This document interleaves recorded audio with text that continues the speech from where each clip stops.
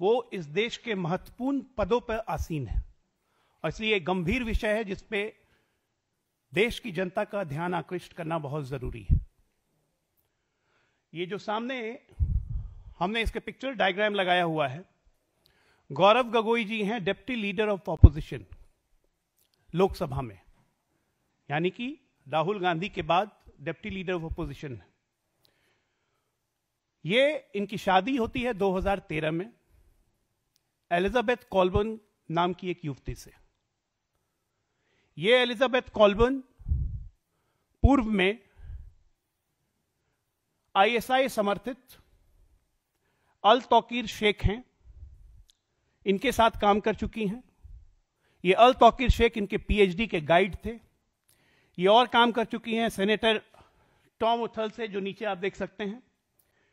ये मेंबर थे US senate के, जो खुफिया विभाग से संबंधित था, और ये जॉर्ज सोरोज से बहुत नजदीकी संबंध है इनके। एलिजाबेथ कॉल्बर्न की जो भाभी हैं उनका नाम है सुसान डेलबॉस।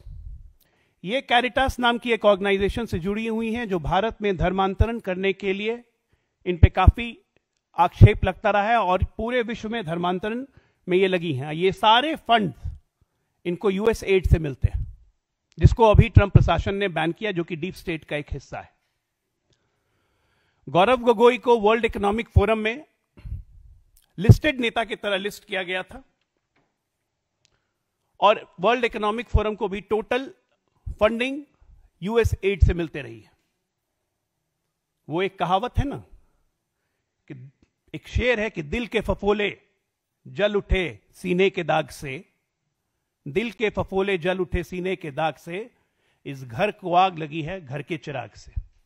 मैं ये इसलिए बोल रहा हूं कि गौरव गोगोई जब 2013 में इनसे शादी के बाद एलिजाबेथ कॉल्बर्न के शादी के बाद 2014 में गौरव गोगोई को कांग्रेस पार्टी अपना उम्मीदवार बनाती है। जो नेपोटिस्ट इल्जाम हम लगाते हैं, भाई भतीजावाद परिवारवाद, तो 13 में शादी होती है, 14 में इनको टिकट मिल जाता है, 14 में ये एमपी बन जाते हैं। 2015 में इनको पाकिस्तान हाई कमिश्नर इनवाइट करते हैं, अब्दुल बाशिद साहब, एक फर्स्ट टर्म एमपी को, जो कि ना की मेंबर है एक्सटर्नल अफेयर्स पैनल में या डिफेंस के पैनल में। इनको अपने स्टार्टअप के साथ जो पॉलिसी फॉर यूथ थी उसके लिए इनवाइट किया था। ये 40 से 50 लोगों को लेके पाकिस्तान हाई कमीशन में जाते हैं। ये उसकी तस्वीर है।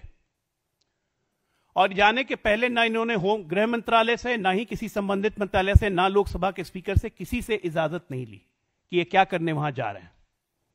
और ये उस वक्त की घटना है जब भारत सरकार ने पाकिस्तान हाई कमीशन पे आक्षेप लगाया था कि वो हमारी इंटरनल प्रॉब्लम में इंटरफेयर कर रहे हैं। जब हुर्रियत वगैरह के साथ पाकिस्तानी कंसुलेट ने मीटिंग की थी,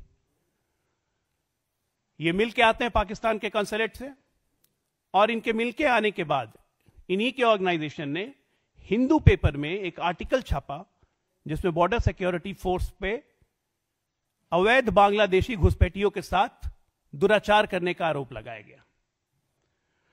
अब 2-3 सवाल उठते हैं कि पाकिस्तानी कंसुलेट से मिलने के बाद इन्होंने लोकसभा में जितने सवाल उठाए, जो कि ऑन रिकॉर्ड हैं, वो भारत के सुरक्षा व्यवस्था पे ये सवाल थे कि भारत के कोस्ट लाइन मैरीटाइम सिक्योरिटी की स्थिति क्या है, भारत में कोस्ट लाइन पे कितने रडार लगाए हुए हैं, और हम कितने रडार लगाना चाह रहे हैं, क्या कोई प्रपोजल है कि national maritime authority proper coordination और सिनर्जी करे सारे स्टेक होल्डर्स के साथ, सरकार ने क्या क्या कदम उठाए हैं सर्वेलेंस और अपग्रेडिंग और स्ट्रेंथनिंग करने के लिए कोस्टल सिक्योरिटी की।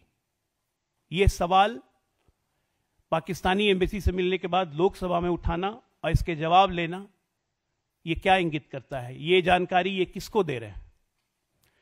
देखिए, विषय गंभीर इसलिए हो जाता है क्योंकि बहुत सारे क्रिटिकल क्वेश्चंस हैं कि पाकिस्तानी हाई कमीशन से मिलने के बाद क्या इन्होंने इसकी जानकारी गृह मंत्रालय को दी कि क्या क्या डिस्कशन हुआ था? नहीं। इनकी शादी होती है 2013 में।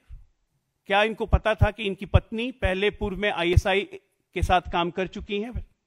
अली तौकीर शेख पाकिस्तान प्लानिंग कमीशन के उस वक्त वाइस चेयरमैन थे, उनके साथ काम कर चुकी हैं। क्या इनको पता था? और ये जानते हुए भी इन्होंने शादी की। एलिजाबेथ कॉल्बर्न शादी के 8 साल बाद भारत की नागरिकता इन्होंने नहीं ली। क्यों?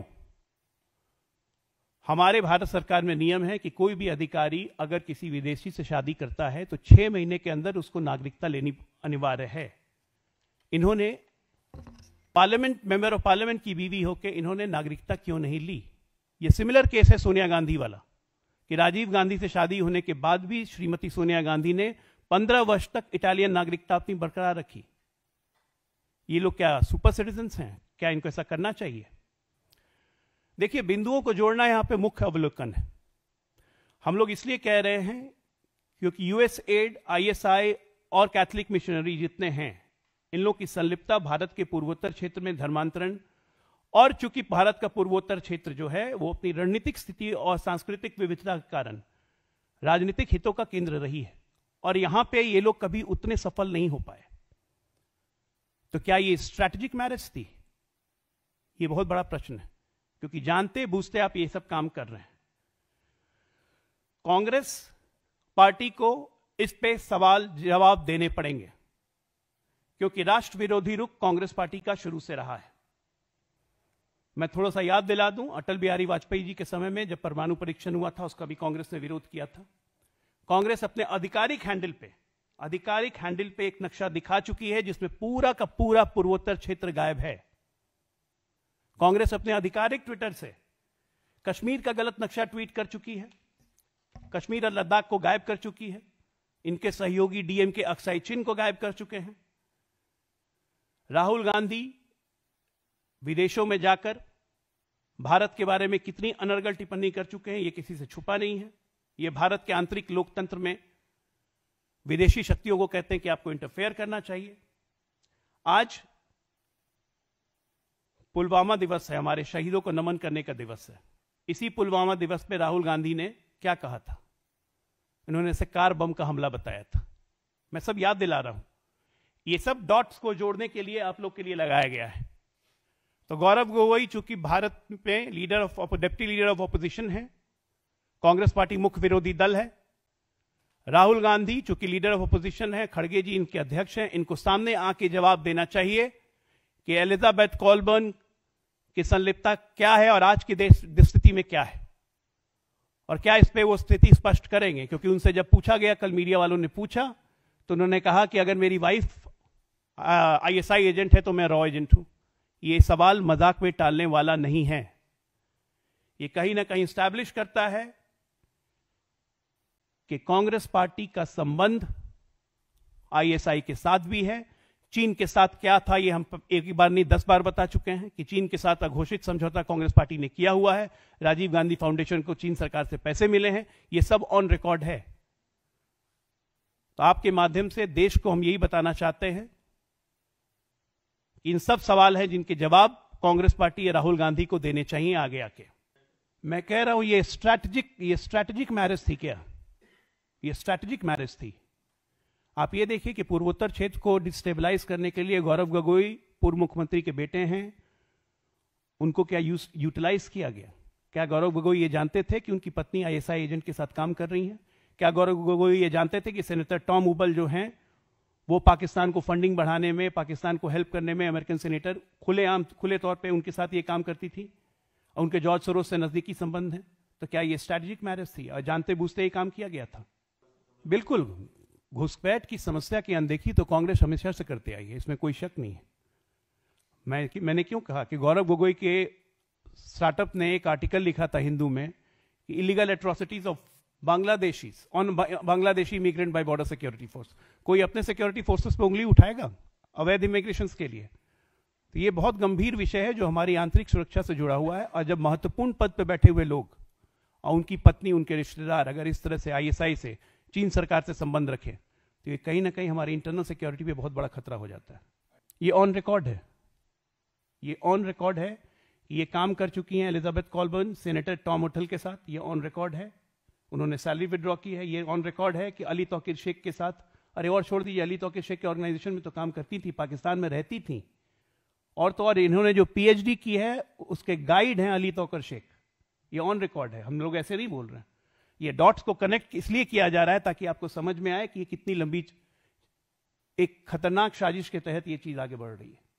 देखिए, राहुल गांधी की समस्या ये है कि उनको एक मैं 2018-19 से बोलते रहा हूँ कि उनको एक बीमारी है, ओसीएन मेडिकल टर्म है, ऑब्सेसिव कंपल्सिव न्यूरोसिस। तो उनको ऑब्सेशन है अडानी से, हिंडनबर्ग से, राफेल से, तो वही सब सवालों पे घूम घूम के उनकी दुनिया चलती है और इसीलिए वो मेंटल इंस्टेबिलिटी की तरफ भी बढ़ते जा रहे हैं। वहाँ पे भारत और अमेरिका दो राष्ट्र के प्रमुख मिल रहे थे, वहाँ किसी इंडिविजुअल को डिस्कस करने का टाइम नहीं होता है। देखिए, अफजाल अंसारी पता नहीं किस धरती स्वर्ग और नरक की बात कर रहे हैं, लेकिन महाकुंभ में जाने वाले लोगों की आस्था पर प्रश्न उठाना उनको शोभा नहीं देता है।